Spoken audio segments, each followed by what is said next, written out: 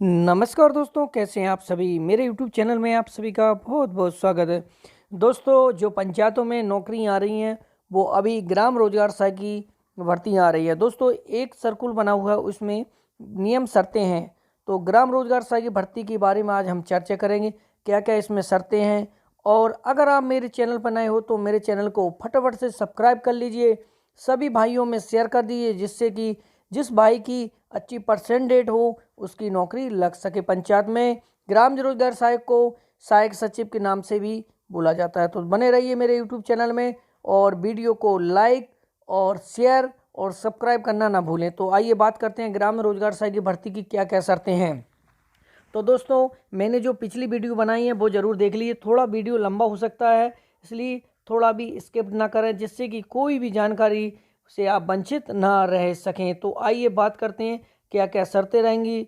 शर्तों में संविदा पर जो नियुक्ति होगी उसके बारे में हम चर्चा करते हैं। तो आइए हम शुरू करते हैं।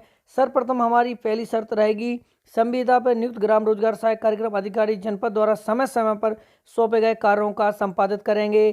संविदा पर नियुक्त ग्राम रोजगार बिना किसी विशिष्ट कारण के बगैर सूचना कर्तव्य के 1 माह से अधिक अनुपस्थित रहता है तो उसकी नियुक्ति स्वयं समाप्त हो जाएगी। मध्य प्रदेश शासन द्वारा समय समय पर ग्राम रोजगार सहायकों के संबंध में जारी आदेश संशोधन नियुक्ति पर लागू बंधन रहेंगे। तो सब्सक्राइब कर दीजिए मेरे चैनल को। और चलिए आइए नेक्स्ट टॉपिक पढ़ते हैं।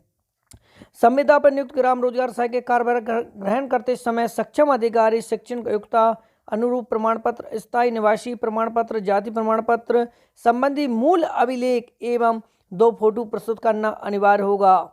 नंबर अगला है, संविदा पर नियुक्त ग्राम रोजगार सहायक को कार्यभार करते समय जिला मेडिकल बोर्ड द्वारा जारी सक्षम अधिकारी का स्वास्थ्य प्रमाण पत्र प्रस्तुत करना अनिवार्य होगा। दोस्तों, ये विषय ध्यान रखना, अपना मेडिकल बना के उस फार्म में लगाना जरूरी होगा। संविदा पर नियुक्त उम्मीदवार का चरित्र सत्यापन शासकीय सेवकों को लागू नियमों का अनुदेशों के आधार पर किया जाएगा। दोस्तों, और बने रहिए मेरे चैनल पर, सब्सक्राइब कर दीजिए फटाफट मेरे चैनल को। तो अगला टॉपिक आएगा हमारा, संविदा पर नियुक्त ग्राम रोजगार सहायक 1 वर्ष में कुल 13 दिवसीय आकस्मिक अवकाश पर रहेंगे। 1 वर्ष में कुल 15 दिवस की चिकित्सा अवकाश की पात्रता रहेगी। इसी प्रकार मातृ अवकाश हेतु महिला कर्मचारी को 90 दिवस के मातृ अवकाश एवं 15 दिवस के पितृ अवकाश की पात्रता रहेगी। संविदा पर नियुक्त आदेश दिनांक 10 दिवस की अवधि में कार्यभार करना अनिवार्य होगा, अन्यथा नियुक्ति आदेश निरस्त माना जाएगा। दोस्तों, यह ध्यान रखिए, अगर आपकी नियुक्ति हो जाती है तो आप 10 दिवस के अंदर अंदर आप जो कार्यभार आदेश प्राप्त कर लीजिए। तो अगला होगा टॉपिक हमारा, संविदा पर नियुक्त ग्राम रोजगार सहायक को आधारभूत एवं जॉब से संबंधित प्रशिक्षण में अनिवार्यतः भाग लेना होगा। दोस्तों, ध्यान रखिए, आपको एक ट्रेनिंग टाइप की दी जाएगी जिसमें आपको क्या क्या काम होगा उस बारे में बताया जाएगा। प्रशिक्षण अवधि में आयोजित परीक्षा में उत्तीर्ण होने पर संविदा सेवा समाप्त की जाएगी। ध्यान रखिए दोस्तों, अगर आपकी प्रशिक्षण अवधि में अगर परीक्षा दी जाएगी या जो हमारी रहेगी परीक्षा, उसमें अगर उत्तीर्ण नहीं होते तो आपकी सेवा समाप्त हो जाएगी। ध्यान रखना, आप उसमें जरूर पास होना पड़ेगा आपको। संविदा पर नियुक्त व्यक्ति के कदाचार या किसी आपराधिक क्रियाकलाप में संलिप्त पाए जाने पर नियुक्ति प्रभावकारी उस सुनवाई को युक्त अवसर देने के पश्चात ऐसी संविदा नियुक्त समाप्त कर जाएगी। दोस्तों, अगर आप पर केस है किसी कारण से तो आपकी जो नियुक्ति है वो निरस्त हो जाएगी, अगर सिद्ध होती है तो।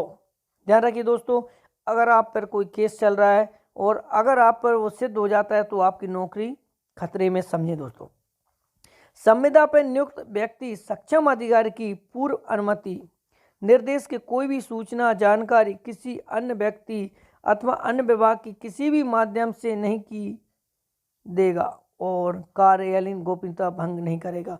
मतलब दोस्तों, आप नौकरी में पहुंच चुके हैं तो आपको सक्षम अधिकारी पूर्ण अनुमति के निर्देश दिए बिना कहीं भी नहीं जा सकते और आप कोई गलत काम उसमें नहीं करेंगे, कार्यालयीन गोपनीयता भंग नहीं करेंगे।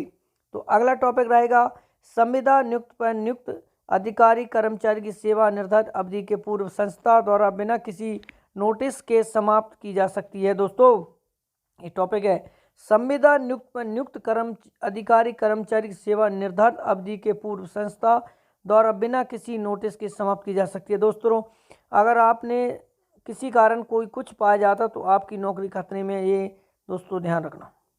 तो आप हो सके सोच समझ के काम करें इसमें।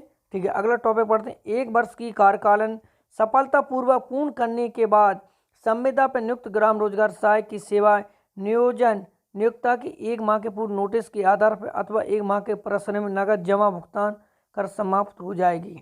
दोस्तों, अगर आप जो कार्यकालीन सफलतापूर्वक पूर्ण कर लेते हैं तो संविदा का एक स्टाम्प टाइप का शपथ पत्र बनता है, वो बनवाना जरूरी है दोस्तों, तो वो जरूर आप बनवा लीजिए।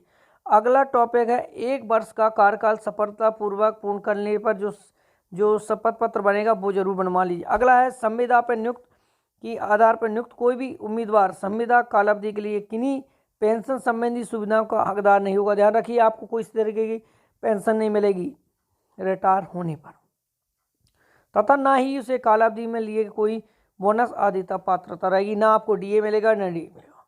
ठीक है दोस्तों, वीडियो अगर अच्छी लगे तो मेरे चैनल को सब्सक्राइब कर दीजिए, बेल आइकन प्रेस कर दीजिए और सभी में शेयर कर दीजिए। थैंक यू, धन्यवाद।